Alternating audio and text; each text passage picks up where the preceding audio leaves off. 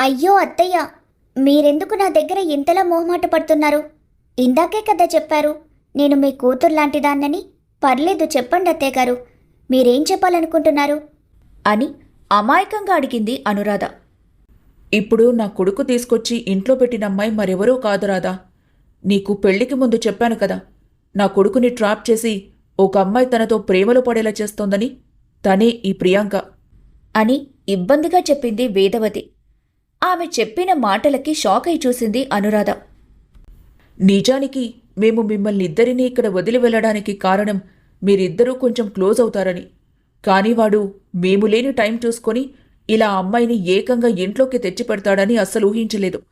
కాని ఖచ్చితంగా చెప్పగలను, నా కొడుకిలా చేశాడంటే దాని వెనుక ఏదో బలమైన కారణం ఉండే ఉంటుంది. బహుశా ఆ ప్రియాంక ఏదైనా చేసి ఇలా ఇక్కడికి వచ్చేలా ప్లాన్ చేసుండొచ్చు. దానివి అన్నీ చావు తెలివితేటలు. ఏం కథలు చెప్పి వాణ్ణి నమ్మించిందో ఇప్పుడు డైరెక్ట్గా ఇంట్లోకొచ్చి తిష్ట వేసినట్టుంది అని బాధగా చెప్పింది వేదవతి. అనురాధ షాక్తో మాటరానట్టుగా ఫ్రీజ్ అయిపోయింది. ఆమెనలా చూసిన వేదవతి భయపడింది. రాధా, ఏమైందమ్మా? ఎందుకలా బిగుసుకుపోయావు? అని షాక్ అయిన అనురాధని కదిపింది వేదవతి.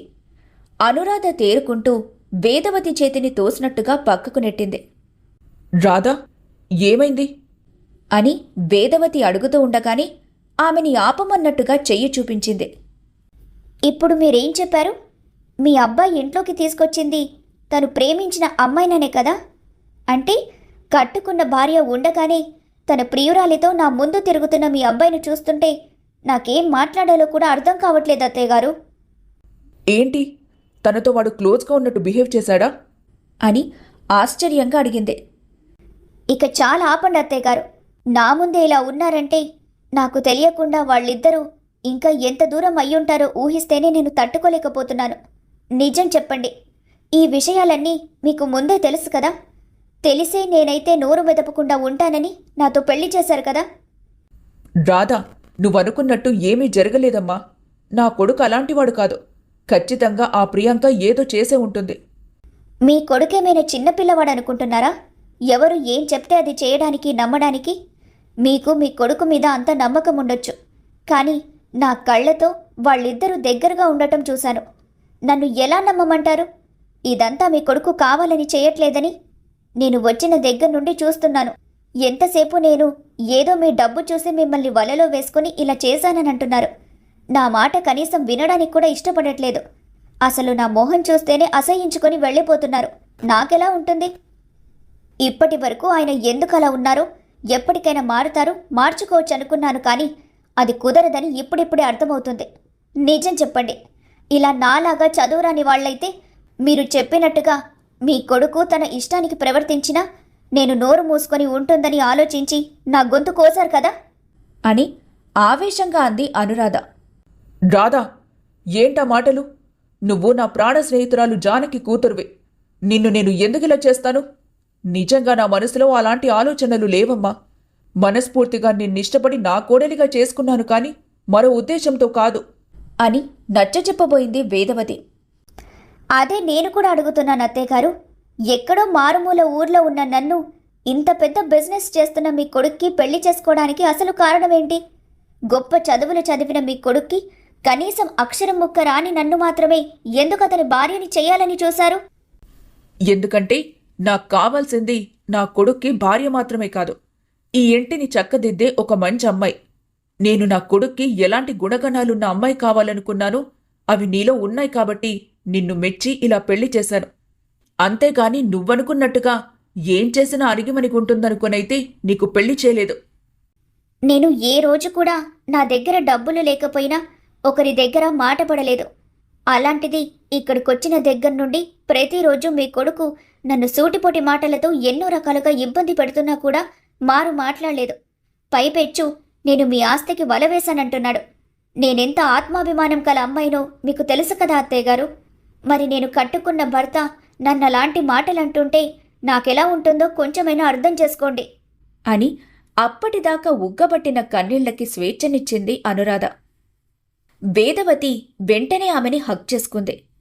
నీ బాధ నాకు తెలుస్తోంది రాధా, కాని నువ్వింత పిరికిదానివనుకోలేదు అని అనగాని అర్థం కానట్టుగా చూసింది అనురాధ.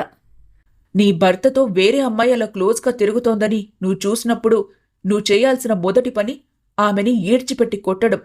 మరి ఆ పని చేయకుండా ఎందుకిలా నీలో నువ్వే మదనపడి బాధపడుతున్నావు? వాళ్ళిద్దరూ స్నేహితులనుకున్నానత్తయ్య గారు. దానికి తోడు ఇక్కడి వాతావరణం కూడా అబ్బాయి అమ్మాయి ఇలాగే ఉంటారని చూపించేసరికి ఇంకేమీ మాట్లాడలేకపోయాను. ఆయనే స్వయంగా ఇంటికి తీసుకొచ్చినప్పుడు తను మన అతిథవుతుంది.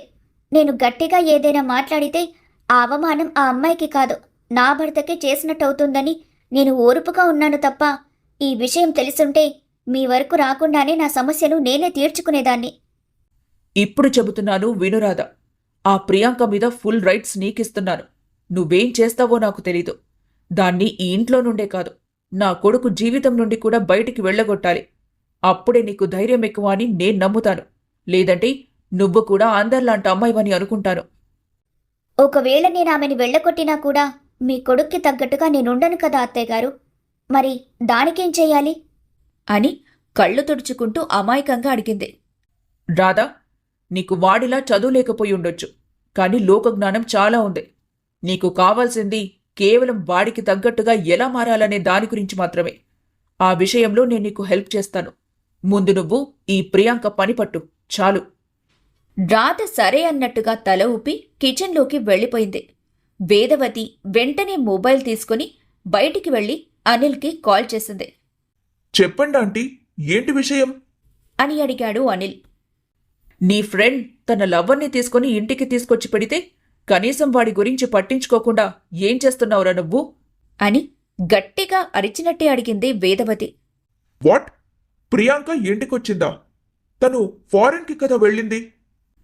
ఫారిన్కి వెళ్లడం కాదు, ఏకంగా మేం లేని టైం చూసి ఇంట్లోనే తిష్ట వేసింది. దానికి తోడు నా కోడలి కళ్ల ముందే వాడితో క్లోజ్గా ఉన్నట్టు బిహేవ్ చేస్తూ తనని బాధ పెడుతోంది. మేం వెళ్తూ వెళ్తూ నీకేం చెప్పి వెళ్ళాం? వాడి మీద ఒక కన్నేసుంచమని చెప్పామా లేదా? ఆంటీ, ఒక్క నిమిషం నేను చెప్పేది పూర్తిగా వినండి. వాడికి ప్రియాంక చేసిన మోసాల గురించి కాకపోయినా ఆమె ఇంటెన్షన్స్ ఎలా ఉంటాయో చెప్పి తన మీద మనసు విరిచేశాను. దానికి తోడు ప్రియాంక ఫారెన్లో ఉందని తెలుసుకున్న తర్వాతే నేను సైలెంట్ అయ్యాను. కానీ ఇంతలో తను మళ్లీ ఇంటికొస్తుందని అస్సలు ఎక్స్పెక్ట్ చేయలేదు. ఆ ప్రియాంక వీణ్ణప్పుడే వదలదని నాకు తెలుసు. అందుకే తనని స్పై చేయమని నేనూరికి వెళ్తూ చెప్పింది. పాపం 2 రోజులుగా నా కోడలు ఎంత నరకం అనుభవిస్తుందో ఏంటో నాకు కూడా చెప్పలేదు. దానికి తోడు వీడు తనకి చదువు రాదని నానా మాటలు అంటున్నాడట. ఎంతగా ఏడ్చిందో తెలుసా? ఇప్పుడు నువ్వేం చేస్తావో నాకు తెలీదనిల్. ఆ ప్రియాంక గురించి పూర్తిగా నిజాలు బయటపడేలాగా వాడికి చూపించాలి.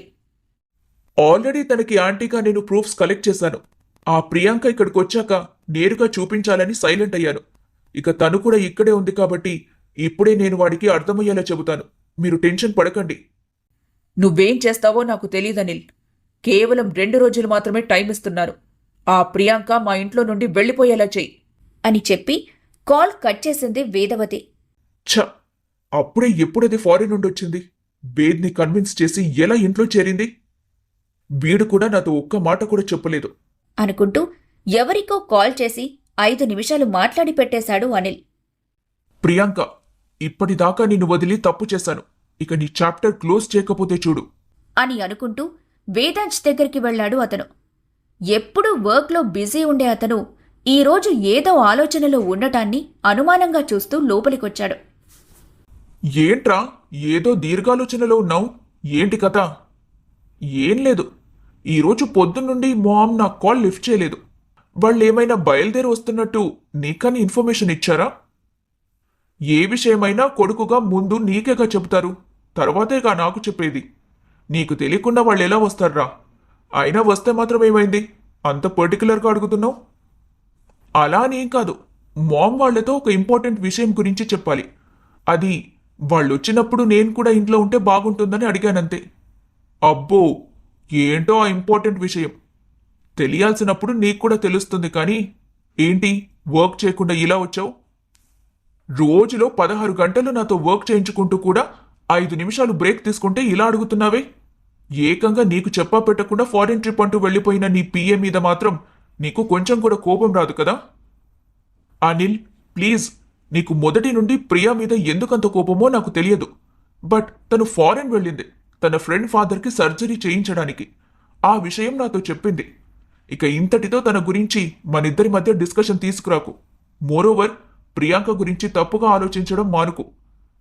మీ ఇద్దరూ ఇలా ఉప్పు నిప్పులా ఉంటుంటే మధ్యలో నలిగిపోతుంది నేను. ఓ వావ్, ఈసారి అలా చెప్పి మేనేజ్ చేసిందా? మరి నాకేంటి, మన ఫ్రెండ్ వినోద్ గాడు ప్రియాంకని ఒక పబ్లో చూశానంటూ ఫొటోస్ పంపించాడు. వాట్? ప్రియాంకని పబ్లో చూడటం ఏంటి? తను వెళ్ళింది హాస్పిటల్లో ఫ్రెండ్కి హెల్ప్ కోసం అని చెబుతూ ఉండగానే తన మొబైల్ ఓపెన్ చేసి ఫోటోస్ చూపించాడు అనిల్. ఏంటి సార్, ఇప్పటికైనా నమ్ముతారా? లేదా ఇవి మార్ఫింగ్ ఫొటోస్ అంటూ మళ్ళీ నన్ను బ్లేమ్ చేస్తారా అని వెటకారంగా అడిగాడు అనిల్. రేయ్, ఎక్కడివిరా ఈ ఫొటోస్ నీకు? అయినా ఇప్పుడు ప్రియాంక ఫారెన్లో లేదు. తను ఇండియా వచ్చి 2 days అవుతుంది. ఇది కావాలని తనని ఎవరూ ట్రాప్ చేయడానికి ఇలా చేస్తున్నారనిపిస్తుంది. తనని ఎవ్వరూ ట్రాప్ చేయట్లేదు. ఈ ఫొటోస్ నా దగ్గర వచ్చి ఆల్మోస్ట్ 4 days అయ్యాయి. కొత్తగా పెళ్లి చేసుకుని భార్యతో సంతోషంగా ఉన్నావని నేను ఇన్ని రోజులు నీకు చూపించలేదు. కానీ ఇప్పుడు ప్రియాంక గురించి నువ్వు పాజిటివ్గా మాట్లాడుతుంటే ఇక తప్పక చూపించాల్సి వస్తోంది. ఏంట్రా నువ్వు చెప్పేది? ఈ ఫొటోస్ నీ దగ్గరకు వచ్చి 4 days అవుతుందా? మరి నాకిన్ని రోజులు ఎందుకు చెప్పలేదు? ఇదిగో, ఎక్కడిలా నన్ను నమ్మకుండా బ్లేమ్ చేస్తావో అని చూపించలేదు. అయినా ఇక తన గురించి నీకెందుకులే. ఆల్రెడీ నీ భార్యతో నువ్వు సంతోషంగా ఉన్నావు కదా. తను మళ్ళీ నీ లైఫ్లోకి వస్తే దీని గురించి ఆలోచిద్దాం. అనిల్, వెయిట్, అర్జెంట్గా వినోద్ గడికి ఫోన్ చేయి అని సీరియస్గా అడిగాడు వేదాంశ్. సార్, మనకిక్కడ పగలైతే వాళ్ళకక్కడ అర్ధరాత్రి. ఈ టైంలో వాణ్ణి ఫోన్ చేసి డిస్టర్బ్ చేయడం ఎందుకు గాని నువ్వు ఊ అంటే చెప్పు. ఇప్పుడే ప్రియాంకని లైవ్లో చూపిస్తా. అదేంటి, ప్రియాంక నా ఇంట్లో రెస్ట్ తీసుకుంటుంటే వీడు లైవ్లో చూపిస్తానంటున్నాడు? అసలు ప్రియాంకని వీడు ఎందుకు స్పై చేస్తున్నాడు అని అనుకుంటూ అనుమానంగా చూశాడు వేదాంశ్. ఏంటి, నమ్మట్లేదా? ఎప్పటికైనా తన కన్నింగ్ తెలివితేటలతో నిన్ను బ్లాక్మెయిల్ చేస్తుందని ఊహించి ప్రియాంకను స్పై చేయటం మొదలుపెట్టాను. ప్రెజెంట్ తన 3rd బాయ్ఫ్రెండ్తో ఒక షాపింగ్ మాల్లో కార్డు గోగే పనిలో ఉంది. కావాలంటే రా, నీకు కూడా చూపిస్తాను అని సాగదీస్తూ అన్నాడు అనిల్. అతను చెప్పిన విధానానికి, ప్రియాంక గురించి మాట్లాడుతున్న మాటలకి వేదాంశ్ చెయ్యి గట్టిగా బిగుసుకుంది. పదరా బాబు, మళ్ళీ అక్కడి నుండి ఇంకొక బాయ్ఫ్రెండ్ దగ్గరికి వెళ్ళిందంటే వీడిని చూసే అదృష్టం మిస్ చేసుకుంటావు. ఏంట్రా అలా చూస్తున్నావు? నేను 3rd బాయ్ఫ్రెండ్ అన కానీ నీ పిడికిలి బాగానే బిగుసుకుందే. ఇంతకీ నీ నంబర్ ఎంతో చెప్పలేదు కదా. పాపం, 2nd హ్యాండ్ అంటే ఇష్టం లేని నీకు 2nd హ్యాండ్ పర్సన్కి 2nd హ్యాండ్ బాయ్ఫ్రెండ్ అయ్యావు తెలుసా అని వెటకారంగా అంటూ ఉంటే చురుగ్గా చూశాడు వేదాంశ్. నువ్వు ఈ విషయంలో నన్ను కొట్టినా సరే నేను చెప్పింది పక్కా నిజమని నిన్ను నమ్మించి ఈరోజు నీ కళ్ళు తెరిపిస్తా. 2nd హ్యాండ్ అంటేనే ఇరిటేట్ అయ్యే వేదాంశ్ అతను చెప్పిన విధానానికి మరింత ఉడికిపోయాడు. బై ఛాన్స్ నువ్వు చెప్పింది అబద్ధమైతే మాత్రం ఈరోజు నా చేతుల్లో నుంచి నిన్ను ఎవరూ కాపాడలేరు అనిల్. ఇప్పుడు నువ్వు నాకు నచ్చావు. ఫర్ సపోజ్ నేను చెప్పింది నిజమైతే నా కళ్ళ ముందే ఆ ప్రియాంకని నువ్వు ఈడ్చిపెట్టి కొట్టాలి. ఆ డీల్కి నువ్వు కూడా ఓకే చేయాలి అని సైడ్ స్మైల్ చేశాడు అనిల్. ఫస్ట్ నువ్వు చూపించాలనుకున్నది చూపించు, తర్వాత ఏం చేయాలో నాకు తెలుసు. Sure sir. వీడు చెప్పాడని కాదు, కానీ ప్రియాంక ఇంటికి వచ్చిన దగ్గర నుండి తను ఎవరితోనో కాల్స్ మాట్లాడడం నేను కూడా అబ్జర్వ్ చేశాను. దానికి తోడు అనురాధని ఏదో ఒకటి అంటూనే ఉంది. ఒకవేళ అనిల్ చెప్పింది నిజమైతే ప్రియాంక ఇదంతా ఎందుకు చేసింది? అసలు తను నన్ను మాత్రమే ఎందుకు చూస్ చేసుకుంది? అన్నీ తెలుసుకోవాలి. అనిల్ కార్ని ఒక షాపింగ్ మాల్ ముందు ఆపాడు. సార్, మీ ఆలోచనలు కట్టిపెడితే మీ కళ్లకు నిజాలు చూపిస్తాను అంటూ కార్ దిగి వేదాంశ్ని తీసుకుని లోపలికి వెళ్ళాడు. వీళ్లు వెళ్తూ ఉండగానే అనిల్ ఎవరికో కాల్ చేసి ఎగ్జాక్ట్గా ప్రియాంక ఎక్కడుందని తెలుసుకున్నాడు. ఆ షాపింగ్ మాల్ తన ఇంటికి దగ్గరయ్యేసరికి వేదాంశ్ మరికాస్త అనుమానపడ్డాడు. నేరుగా 2nd ఫ్లోర్లోని షాపింగ్ కాంప్లెక్స్ ముందుకు వెళ్లి ఆగాడు అనిల్. ఏంటి అలా చూస్తున్నావు? పద, ఇక్కడే ఉంది నీ అతి ప్రియమైన ప్రియురాలు. Anil, just stop. అసలేంటిదంతా? ఏంటంటావేంటి? ఈరోజు నీ కంటికి నిజాలేవో అబద్ధాలేవో నేను చూపిస్తాను అంటూ వేదాంశ్తో సహా లోపలికి వెళ్ళాడు అనిల్. మొదట వాళ్ళకి అక్కడెక్కడా ప్రియాంక కనిపించలేదు. ఇంతలో అనిల్ మొబైల్కి ఒక నోటిఫికేషన్ వచ్చేసరికి అది చూసిన అతను సైడ్ స్మైల్ చేస్తూ వేదాంశ్తో కలిసి ట్రయల్ రూమ్ ఉన్న వైపు వెళ్ళాడు. ఇక్కడికెందుకు తీసుకొచ్చావురా? Just wait and watch Ved. నేను నీకు కేవలం మూవీ మాత్రమే చూపిద్దామనుకున్నాను, కానీ అది 4K డాల్బీలో కనిపిస్తుందని ఇప్పుడే అర్థమైంది అని చెబుతూ ఉండగానే ట్రయల్ రూమ్ డోర్ ఓపెన్ అయ్యేసరికి ఒక బట్టల రాక్ వెనక్కి వెళ్లి దాక్కున్నారు ఇద్దరు. మొదట ట్రయల్ రూమ్ నుండి ఒక అబ్బాయి బయటకు రావడం, ఆ వెనకే పెదాలు తుడుచుకుంటూ సిగ్గుపడుతూ ప్రియాంక బయటికి రావడం కనిపించింది. ఆమెనలా చూడగానే వేదాంశ్ షాక్ అయ్యాడు. ఏంటిది రాజేష్, మనం కనీసం ఎక్కడున్నామో కూడా చూడకుండా అలా రూంలోకి దూరిపోతావా అని చిరుకోపంగా అడిగింది ప్రియాంక. ఏం చేయను మరి, దాదాపు 1 వీక్ నుండి తప్పించుకొని తిరుగుతున్నావు. అందుకే కనీసం ఇలా అయినా నీతో టైం స్పెండ్ చేయాలని షాపింగ్కి పిలిచాను అని అన్నాడు అతను. సరేలే పద, నేను అసలే వేదింట్లో గెస్ట్గా ఉంటున్నాను. ఇలా ఇంతసేపు బయట తిరిగితే వాళ్లకు అనుమానం వస్తుంది. ఇదిగో ఈ డ్రెస్సుల వరకు బిల్ వేయించి నువ్వు తీసుకెళ్ళు. 2 డేస్లో రూమ్కొచ్చి నీకు నచ్చిందిచ్చి ఈ డ్రెస్సెస్ని తెచ్చుకుంటాను అంటూ తనతో ఉన్న పర్సన్ని హక్ చేసుకొని వదిలింది ప్రియాంక. షూర్ బేబీ, నీ కోసం నా ఇంటి తలుపులు ఎప్పుడూ తెరిచే ఉంటాయి అని చెప్పి వెళ్ళిపోయాడు అతను. ప్రియాంక గబగబా తన హ్యాండ్ బ్యాగ్లో ఉన్న బ్యాండేజ్ తీసి తన చేతికి వేసుకుని అక్కడి నుంచి వెళ్ళిపోయింది. చూసావా, నీ ప్రియాతి ప్రియమైన ప్రియాంక భాగవతం. ఇన్ని రోజులు నేను నీకు చెబుతుంటే నువ్వు నమ్మలేదు కదా, అందుకే డైరెక్ట్గా చూపించాను అని చెప్పాడు అనిల్. అప్పటికే కోపం వల్ల వేదాంశ్ మొహం ఎర్రగా మారిపోయింది. అనిల్కి ఏదో చెప్పి అక్కడి నుండి నేరుగా ఇంటికి స్టార్ట్ అయ్యాడు. ఇంట్లోకి వస్తున్న ప్రియాంకని అడ్డగించింది అనురాధ. ఇప్పటిదాకా ఎక్కడికి వెళ్ళొస్తున్నావు అంటూ అంతకు ముందు వరకు ఇచ్చిన రెస్పెక్ట్ని పక్కన పడేసి అడిగింది. నేనెక్కడికి వెళ్తే నీకెందుకు? నీకు సమాధానం చెప్పాల్సిన అవసరం నాకు లేదు. మర్యాదగా అడ్డు తప్పుకో. ఎందుకు లేదు? ఖచ్చితంగా నాకు సమాధానం చెప్పే తీరాలి. ఎందుకంటే నేను ఈ ఇంటి యజమానురాల్ని. నా ఇంటికి గెస్ట్గా వచ్చిన ఒక ఆడపిల్లను జాగ్రత్తగా చూసుకోవడం నా బాధ్యత. చెప్పు, ఎక్కడి నుంచి వస్తున్నావు? హే, నీకొకసారి చెప్తే అర్థం కాదా? నన్ను క్వశ్చన్ చేసే రైట్స్ నీకు లేవు. నీ రుబాబేదైనా ఉంటే వెళ్ళి నీ పల్లెటూరులో చూపించుకో. ఇక్కడ కనుక ఎక్స్ట్రాల్ చేస్తే నా చేతిలో తన్నులు తింటావు. ప్రియాంక అలా అనగానే ఆమె చెంప పగలగొట్టింది అనురాధ. కళ్ళు ముందుకు పొడుచుకు వచ్చేంత షాక్ అయ్యిందామె. నన్ను కొడుతుంటే చూస్తూ ఊరుకుంటాననుకున్నావా? తిరిగి నేను కూడా 4 కొట్టగలను. అసలే నీలా నేను సున్నితంగా పెరగలేదు. ఒక్క దెబ్బకి నేల కతుక్కుపోగలవని ఈ దెబ్బతో అర్థమైందా? నువ్విప్పుడు నన్ను కొట్టావా? అనుమానమా? ఇంకోటి పీకమంటావా? ఏంటి, నన్ను కొడతావా? కొట్టు, ఎలా కొడతావో నేను చూస్తాను అని అడుగుతూ ఈసారి చెంప మీద వాతలు పడేలా కొట్టింది అనురాధ. బుగ్గ మొత్తం అగ్నిపర్వతంలా భగ్గుమంటుంటే నొప్పికి కళ్లల్లో నీళ్లు తెచ్చుకుంది ప్రియాంక. యూ, నీకెంత ధైర్యం ఉంటే నన్నే కొడతావు? వేదాంశ్ రాగానే నీ సంగతి ఈరోజు తేల్చకపోతే చూడు, నిన్ను ఈ ఇంటి నుండి బయటకు గెంటిస్తాను. నేను కూడా అదే చేస్తాను. ఈ రోజుతో నా భర్తకు పట్టిన శని వదలగొడతాను. అవును, వేద్కి పట్టిన శని నువ్వే కదా. నీలాంటిది అతని జీవితం నుండి వెళ్ళిపోతే కాని బాగుపడడు అని ఆమె అంటూ ఉండగానే వేదాంశ్ కార్ ఇంట్లోకి వచ్చి ఆగింది. అది చూడగానే నొప్పికి సగం, అతని ముందు డ్రామా చేయడానికి సగం దొంగ ఏడుపులేడుస్తూ పరుగున వెళ్ళింది ప్రియాంక. వేద్, చూసావా, నేను చెప్తే నువ్వు వినలేదు. కానీ నువ్వు లేని టైం చూసి తను నన్ను కొట్టి బయటకు గెంటేయాలని చూస్తోంది. ప్లీజ్ సేవ్ మీ వేద్, తన నుండి నన్ను కాపాడు.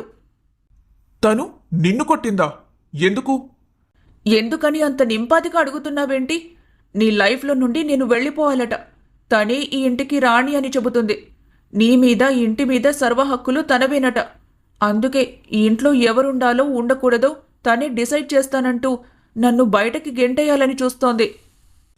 నిజంగా నిన్ను కొట్టిందా? కొట్టడమే కాదు వేద్, ఇదిగో ఇలా ఇంట్లో నుండి బయటకు లాక్కొచ్చి గెంటేసింది. ఈ ఇంట్లో ఉండే అర్హత నాకు లేదట.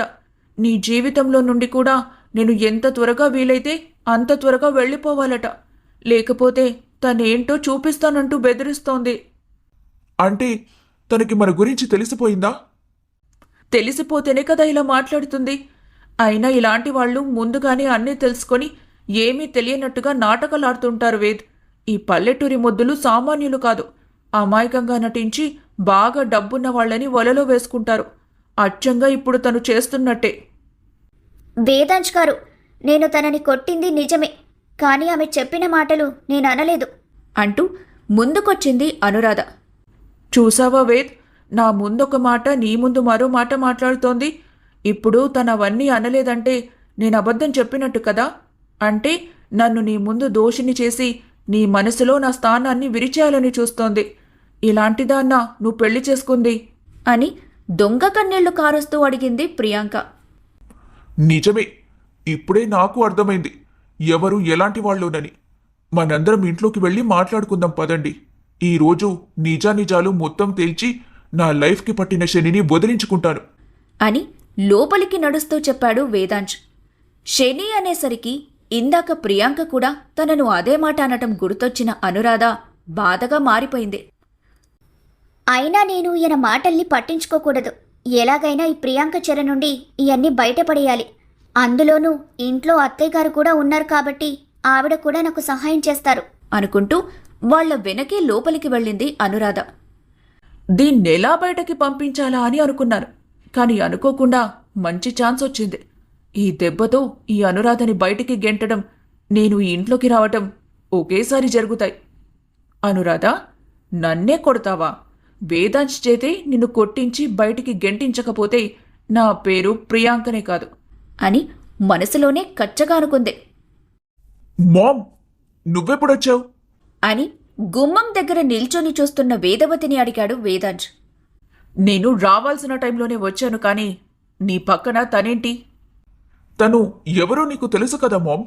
తనే ప్రియాంక, ధనుంజయ్ అంకుల్ కూతురు అని పరిచయం చేయగానే ప్రియాంక గబగబా వేదవతి కాళ్ళకి నమస్కారం చేసింది. నేను మీ నాన్నకి చిన్న కాల్ చేసొస్తాను, మీరు లోపలికి వెళ్ళండి అని పంపించి శరత్ కుమార్కి కాల్ చేసింది వేదవతి. ఇంట్లో జరిగిన విషయం మొత్తం చెప్పి ఆయన్ని ఇంటికి రమ్మని పిలిచింది. ఏంటి వేద ఇది? మనం లేని టైం చూసుకొని ఇంత చేశాడా? అసలు ఇలాగేనా వాణ్ణి మనం పెంచింది? అందుకేనా అనురాధ ఫోన్ చేసి అంతలా బాధపడింది? దీనికి ఈరోజు ఫుల్ స్టాప్ పెట్టేద్దామనుకుంటున్నానండి. మీరేం చేస్తారంటే వస్తూ హాస్పిటల్ నుండి జానకిని కూడా తీసుకొని రండి. ఎందుకంటే ఇది తన కూతురి జీవితం. తనకి కూడా అన్ని విషయాలు తెలియాలి కదా అని చెప్పి కాల్ కట్ చేసింది వేదవతి. వేదాంశ్ గారు, నేను చెప్పేది ఒకసారి వినండి. నేను ఆ అమ్మాయి చెప్పినట్టుగా అస్సలు ప్రవర్తించలేదు. నువ్వేం చేశావో నేను చెప్పిన తర్వాత కూడా మళ్ళీ బుకాయించాలని చూడకు. ఈరోజు నీ నిజస్వరూపం పూర్తిగా బయటపడింది. ఇక నీ మాటలు ఇక్కడ ఎవ్వరూ వినరు అని ప్రియాంక చెబుతూ ఉండగానే లోపలికొచ్చింది వేదవతి. నా కోడలి మాటలు మీరు వినరేమో, నేను వింటాను. అయినా నువ్వేం చేశావో తానేం చేసిందో నా కళ్ళారా నేను చూశాక కూడా ధైర్యంగా నా కొడుక్కి అబద్ధం చెప్తున్నావా నువ్వు? ఏంటివిడా, ఇందాక జరిగిన గొడవప్పుడు అక్కడే ఉందా? మరి నాకెందుకు కనిపించలేదు? ఇప్పుడు వేదాంశ్ నా మాట వినకపోతే నిజం బయటపడిపోతుంది. ఎలా దీని నుండి తప్పించుకోవాలి అని తనలో తనే కాసేపు ఆలోచించుకుంది ప్రియాంక. ఆంటీ, మీరెందుకు తనకు సపోర్ట్ చేయాలని చూస్తున్నారు? మీరు కూడా తనకి సపోర్ట్ చేస్తూ వేద్ ముందు నన్ను బ్లేమ్ చేయాలని చూస్తున్నారా? నా కొడుకు ముందు అబద్ధాలు ఆడాల్సిన అవసరం నాకు లేదు. ఇంతకీ నువ్వెక్కడికి వెళ్ళొస్తున్నావో నా కోడలు అడిగితే ఇంతవరకు సమాధానం చెప్పలేదు. ఎక్కడికి వెళ్ళొస్తున్నావో చెప్పు. నేనెక్కడికి వెళ్తాను? అలా గార్డెన్లో తిరుగుతుంటే తనే వచ్చి ఏదేదో మాట్లాడింది అని తడబడుతూ చెప్పింది ప్రియాంక. మరి నా కోడలు నిన్ను షాపింగ్ మాల్లో చూశానని చెప్పిందేంటి? అంటే నీకు ట్విన్ సిస్టర్ కూడా ఉందా? వాట్? షాపింగ్ మాల్లో చూసిందా? అసలు తనకి ఆ పేరు పలకడమైనా వచ్చా? అయినా ఇక్కడ తనకేం తెలుసని బయటకు వెళ్ళింది వెళ్ళినట్టే రాకుండా షాపింగ్ మాల్లోకి వెళ్ళిందంటే మీకు అర్థం కావట్లేదా? తను మీ ముందు నాటకం ఆడుతుందని. తను షాపింగ్ మాల్కి వెళ్ళి నచ్చింది కొనుక్కొని తినేసి వచ్చుంటుంది. ఆ నింద నా మీద వేయడానికి ట్రై చేస్తుంది. మీరు తనకు సపోర్ట్ చేయాలని చూస్తున్నారు. ఏంటంటే ఇది అని బుకాయించాలని చూసింది ప్రియాంక. ఆమె మాటలన్నీ వింటూనే ఉన్నాడు వేదాంశ్. నా మీద చెప్పిన అబద్ధాలు సరిపోవని ఇప్పుడు మా అత్తయ్య గారిని కూడా మాటలంటున్నావా? అని కోపంగా చంపేసేలా చూసింది అనురాధ. నాకు ఇప్పుడు అర్థమవుతుంది. ఇదంతా మీ ప్లానే కదా ఆంటీ? మీకెందుకో నేను ఇష్టం లేదు, అందుకే తనని కోడలిగా తెచ్చుకున్నారు. దానికోసం ఇప్పుడు నా మీద తనతో కలిసి నిందలు వేస్తున్నారు. వాహ్, నిజంగా మీ తెలివికి క్లాప్స్ కొట్టొచ్చా ఆంటీ? అని ఆమె వెటకారంగా అంటూ ఉండగానే తన చెంప పగిలిపోయింది. బుగ్గ మీద చేతులు వేసుకొని షాక్ అయి చూసిన ప్రియాంకకి రౌద్రంగా కనిపించాడు వేదాంశ్. వేద్, నువ్వు నన్ను కొట్టావా? కొట్టడం కాదు, మరొక మాట నీ నోట్లో నుండి వస్తే నాలుక కోసేస్తాను, జాగ్రత్త. ఏంటి, మా అమ్మ ప్లాన్ చేసి ఇలా చేసిందంటావా? నీకెంత ధైర్యం ఉంటే మా అమ్మనంటావు? వేద్, నువ్వు నిజంగా ఎందుకు గ్రహించలేకపోతున్నావు? నీకు ఈ పెళ్లి ప్రపోజల్ తీసుకొచ్చింది ఆంటీ కదా, మరి నేనన్న దాంట్లో తప్పేముంది? తన కోడలు మంచిదని ప్రూవ్ చేసుకోవడానికి ఇలా నా మీద నిందలు వేస్తోంది. అది నువ్వు అర్థం చేసుకోకుండా తిరిగి నన్నే కొడతావా? ఇదేనా వేద్ నా మీద నీకున్న ప్రేమ? ఆల్రెడీ ఒకడితో కమిట్ అయి అది వర్కౌట్ అవ్వక నన్ను తగులుకొని నాతో రిలేషన్షిప్ మెయింటైన్ చేస్తూనే మరొకడితో షాపింగ్ మాల్స్కి పబ్స్కి తిరుగుతున్న నీకు నన్ను క్వశ్చన్ చేసే రైట్ లేదు అని సూటిగా చెప్పాడు వేదాంశ్. తన గురించి అతను అలా చెప్పగానే ఆశ్చర్యపోయింది ప్రియాంక. వేద్, నువ్వు చెప్పేది? అనిల్ అని గట్టిగా పిలిచాడు వేదాంశ్. షాపింగ్ మాల్లో ప్రియాంకతో చూసిన అబ్బాయిని 4 తగిలించి తీసుకొచ్చి నట్టింట్లో పడేశాడు అనిల్. అతన్ని చూడగానే ప్రియాంక గుటకలు మింగితే అతనెవరో తెలియక అయోమయంగా చూశారు అత్తకోడళ్ళు. అదే టైంకి జానకిని తీసుకుని లోపలికొచ్చాడు శరత్ కుమార్. అమ్మా! ఆవిడని చూడగానే సంతోషం బాధ కలకలిపి పిలుస్తూ దగ్గరికి వెళ్ళిపోయింది అనురాధ. వేద్, ఏంటిదంతా? అని విసుగ్గా అడిగాడు శరత్ కుమార్. Nothing dad. ఇప్పటిదాకా మీరు చెబుతుంటే నేను తెలుసుకోలేకపోయాను. కానీ ఈరోజు పూర్తిగా నిజానిజాలు తెలుసుకున్న తర్వాతే ఎవరు ఏంటో అర్థమైంది. కాసేపు వెయిట్ చేయండి, ఈ మ్యాటర్ ఇక్కడితో సెటిల్ చేస్తాను అని చెప్పి ప్రియాంక వైపు తిరిగాడు అతను. వేద్, ప్లీజ్ నన్ను నమ్ము. ఇదంతా ఎవరో నా మీద చేసిన ప్లాన్. నాకతను ఎవరో కూడా తెలీదు అంటూ వేదాంశ్ కాళ్లు పట్టుకుంది ప్రియాంక. అనిల్, ఇంకా ఎంతసేపు? జస్ట్ 5 minutes రా, వచ్చేస్తున్నారు అని అతను చెబుతూ ఉండగానే లోపలికొచ్చారు పోలీసులు. వాళ్ళని చూడగానే ప్రియాంక హడలిపోయింది. సార్, ఇదిగోండి, నేను చెప్పింది ఆమె గురించి. సూసైడ్ అటెంప్ట్ చేసుకున్నట్టుగా మోసం చేసి నా ఫ్రెండ్ని బ్లాక్మెయిల్ చేస్తూ వాడింటికే వచ్చి తన భార్యని అవమానించింది. మమ్మల్ని ఇంత మోసం చేసినందుకు తన మీద మేము చీటింగ్ కేసు వేస్తున్నాం. ఆమెకు సహకరించిన ఇతన్ని కూడా తీసుకెళ్ళండి అంటూ ప్రియాంకని చూపించాడు అనిల్. నో, ప్లీజ్ ఇలా చెయ్యకు వేద్. నేను నిన్ను నిజంగానే ప్రేమించాను. మొదటి నుండి ఈ అనిల్కి నేనంటే పడదు. అందుకే ఇలా ప్లాన్ చేసి ఏదో కావాలని కుట్ర చేస్తున్నాడు అని అప్పటికీ తన తప్పు లేదన్నట్టుగా మాట్లాడుతోంది ప్రియాంక. నిన్నటిదాకా నా భార్య మీద అబద్ధాలు చెప్పావు. ఇందాక నా తల్లిని బ్లేమ్ చేశావు. ఇప్పుడు నా బెస్ట్ ఫ్రెండ్ మీద అబద్ధాలు చెప్పి నీ మాయ మాటలతో నన్ను మోసం చేద్దామనుకుంటున్నావా?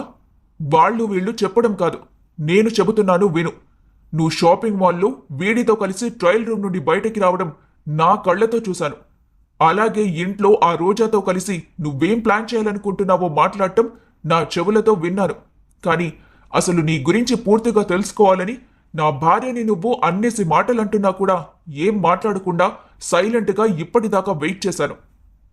నువ్విలా చేయడానికి గల అసలు కారణమేంటో నాకిప్పుడు పూర్తిగా అర్థమైంది. నీ వెనుక నీ తండ్రి ఉండి ఇదంతా నడిపిస్తున్నాడని నీ మొబైల్ చూసాకే క్లారిటీ వచ్చింది. ఇప్పుడు నువ్వు జైలుకు వెళ్ళు. నీ వెనకే నీ తండ్రిని కూడా నీ దగ్గరికి పంపిస్తాను అంటూ ప్రియాంకకి డౌట్ రాకుండా ఇందాక వాళ్ల గొడవలో ఆమె మొబైల్ తీసుకొని ఓపెన్ చేసిన వేదాంశ్ దాన్ని చూపిస్తూ చెప్పాడు. అది చూడగానే నీలుక్కుపోయింది ప్రియాంక. సార్, పక్కా ప్రూఫ్స్తో సహా నా ఫ్రెండ్ వచ్చి కంప్లైంట్ ఇస్తాడు. ముందు తనని నా కళ్ల ముందు నుండి తీసుకెళ్ళండి, లేకపోతే ఇక్కడి తనని చంపేసిన ఆశ్చర్యం లేదు అని చెబుతూ పోలీసుల మీదికి ఆమెను తోశాడు వేదాంశ్. వెంటనే లేడీ కానిస్టేబుల్స్ ఇద్దరూ ప్రియాంకని బయటకు తీసుకెళ్తే వెనకే ఎస్ఐ ఆమె లవ్వని కూడా తీసుకుని వెళ్లిపోయాడు. అనిల్, ఎన్నేళ్లు కుదిరితే అన్నేళ్లు అది జైల్లోనే ఉండేలా కేసు ఫైల్ చేయించు. ఓకేరా అని పోలీసులతో కలిసి వెళ్ళిపోయాడు అనిల్. అసలిక్కడ ఏం జరుగుతోంది వేద? ఏంటిదంతా? ఎవరు వాళ్ళు? అని ఇందాకటి నుండి సైలెంట్గా ఉన్న జానకమ్మ అడిగింది. వేదవతి భారంగా నిట్టూర్చి ఒకసారి కొడుకు వైపు చూసి జానకమ్మ దగ్గరికి వెళ్ళింది. నన్ను క్షమించు జానకి. నేను నీకు ఇచ్చిన మాట నిలబెట్టుకోలేకపోయాను. నీ కూతుర్ని నా ఇంటి కోడల్ని చేసుకుని మహారాణిలా చూసుకుంటానని చెప్పాను. కాని తన భర్తే తనని ఈ ఇంటి పని మనిషిని చేసి ఆడిస్తున్నాడని తెలుసుకోలేకపోయాను అని ఆవిడ చేతులు పట్టుకుని చెప్పింది వేదవతి. జానకమ్మ కూతురి వైపు చూసేలోపు వేదాంశ్ ఫాస్ట్గా వచ్చి అనురాధ చెయ్యి పట్టుకున్నాడు. ఇంకా అమ్మాయిని ఏం చేయాలనిరా తన దగ్గరికి వెళ్తున్నావు? నిన్ను నమ్మి నీ భార్యని నీ దగ్గర వదిలి వెళ్తే తనని నువ్వు పని మనిషి అని అందరికీ చెబుతావా? అసలు నువ్వు నిజంగా తనకి తాళి కట్టిన భర్తవేనా? అని గట్టిగా అడిగాడు శరత్ కుమార్. వేదాంశ్ వాళ్ల మాటలు పట్టించుకోకుండా అనురాధ కళ్లల్లోకి సూటిగా చూస్తూ ఆమె 2 చేతులు గట్టిగా పట్టుకున్నాడు. ఇప్పటిదాకా జరిగిన దాంట్లో నా తప్పు నాకు తెలిసొచ్చింది. ఒక అమ్మాయిని ప్రేమించిన నాకు నిన్ను భార్యగా యాక్సెప్ట్ చేయడానికి టైం పడుతుందనుకున్నారు. కానీ మన పెళ్ళయ్యాక నీకు కనీసం చదువు కూడా రాదని తెలిసి ఒక రకమైన ఏహ్యభావం నీ మీద కలిగింది. దానికి పర్యవసానమే నేను నిన్ను అన్న మాటలు. కాని ప్రియాంకని తీసుకొచ్చిన తర్వాత నిన్ను నేను ఏ క్షణం కూడా అవమానించలేదు. నేను చెప్పింది నిజమా కాదా అని అడిగాడు. అనురాధ జరిగింది మొత్తం గుర్తు చేసుకుని అవును అన్నట్టుగా తల ఊపింది. మా అమ్మ నాకు చిన్నప్పటి నుంచి పద్ధతులు నేర్పే పెంచింది రాదా. నా భార్యని మరొకరి ముందు తక్కువ చేసి మాట్లాడే స్వభావం నాది కాదు. ఆ రోజు పార్టీలో కూడా నిన్ను నా మేడని చెప్పింది అక్కడున్న చాలా మందికి నీ ఫేస్ కనిపించకపోవడం వల్లే. కానీ ఆ తర్వాత ఆ విషయం మీద నేను చాలా బాధపడ్డాను. అలా అని నిన్ను యాక్సెప్ట్ చేయాలని మాత్రం అనుకోలేదు. ప్రియాంక వచ్చిన తర్వాత తన బిహేవియర్కి నీ బిహేవియర్కి కూడా నేను చాలా చేంజ్ చూశాను. కేవలం 2 రోజుల్లో అసలు నీకు పరిచయమే లేని నా గురించి నన్ను అర్థం చేసుకున్న విధానం చూసిన తర్వాత నీ మీద నాకు ఒక పాజిటివ్ ఇంప్రెషన్ కలిగింది.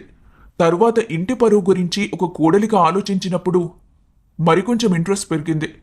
అలా చిన్న చిన్న విషయాలకి కూడా నువ్వు మాట్లాడే పద్ధతి నిజం చెప్పాలంటే నన్ను చాలా ఇంప్రెస్ చేసింది. దీన్ని నేను నీ మీద ఇష్టమని చెప్పను, కానీ నిన్ను అర్థం చేసుకోవడానికి నాకు కొంచెం టైం కావాలని మాత్రమే అడుగుతున్నాను. నీ భర్తగా ఉండటానికి నాకొక్క ఛాన్స్ ఇస్తావా అని సూటిగా అడిగాడు వేదాంశ్. నిన్నటిదాకా అతని భార్యగా తను ఎలా మెలకాలో ఆలోచించుకున్న అనురాధకి ఇప్పుడతను తన భర్తగా ఉండటానికి ఛాన్స్ అడుగుతుంటే తెలియకుండానే ఆమె కళ్లల్లో నీళ్లు నిండుకున్నాయి. ఏంటి అలా చూస్తున్నావు? నువ్వు విన్నది నిజమే. నువ్వు నా భార్యగా మారటం కాదు, నేను నీ భర్తగా మారుతూ నిన్ను నా భార్యగా మార్చుకుంటాను. నా కోసం ఒక్క ఛాన్స్ ఇవ్వలేవా? అది విని ఆనందంగా తల నిలువుగా ఊపింది అనురాధ. వాళ్ళిద్దరినీ అలా చూస్తున్న పెద్దవాళ్లకి సంతోషంతో మాటలు రాలేదు. వేదాంశ్ సున్నితంగా అనురాధ భుజం చుట్టూ చెయ్యేసి దగ్గరికి తీసుకుంటూ అందర్నీ చూశాడు. మామ్, చిన్నప్పటి నుండి నువ్వు నా కోసం తీసుకుంది ఏది కూడా నేను ఇన్పర్ఫెక్ట్ అని ఫీల్ అవ్వలేదు. ఇప్పుడు కూడా నీ కోడల్ని నేను యాక్సెప్ట్ చేస్తున్నాను. ప్లీజ్ మా ఇద్దరికి కొంచెం టైం ఇవ్వండి, అంతా సెట్ అయిపోతుంది అని ప్రాధేయపడుతున్నట్టుగా అడిగాడు. వేదవతి జానకమ్మ వైపు చూడగా ఆమె కళ్లతోనే సరే అన్నట్టుగా చూసింది. కానీ నాకొక కండిషన్ ఉంది. ఇప్పటిదాకా నా కోడల్ని నువ్వు చాలా ఇబ్బంది పెట్టేశావు. అందుకే ఇప్పుడు కేవలం మీ ఇద్దరు మాత్రమే గెస్ట్ హౌస్కి వెళ్ళి అక్కడ కొన్ని రోజులుండండి. మరో మనిషి లేకుండా మీ ఇద్దరూ ఏకాంతంగా ఉంటేనే మీకు ఒకరి మీద ఒకరికి అవగాహన వస్తుంది. సో మీరిద్దరూ కలిసిపోయాక మాత్రమే తిరిగి మళ్ళీ ఇంటికి రండి అని హుకుం జారీ చేసింది వేదవతి. వేదాంశ్ తల్లి మాటల్లోని అర్థాన్ని గ్రహించి మొదటిసారిగా తన భార్య చేతిని గట్టిగా పట్టుకొని తన ఇష్టపూర్వకంగా ఆమెతో కలిసి తన కొత్త జీవితానికి పునాదిగా అడుగులు కదిపాడు. సమాప్తం. నమ్మకాన్ని దోపిడీ చేసేవారు చివరికి ఒంటరిగా మిగులుతారని ప్రియాంక చూపిస్తే, జీవితంలో విజయం విద్యతోనే కాదు విలువలతో కూడిన బుద్ధితో కూడా వస్తుందని అనురాధ నిరూపించింది. సత్యం, సహనం, స్వాభిమానమే ఒక మహిళను రాణిగా నిలబడతాయని నేర్పించింది ఈ అనురాధ కథ. ఇంతటితో సమాప్తం. మరొక మంచి కథతో మళ్ళీ మీ ముందుకొస్తాం. Thanks for watching.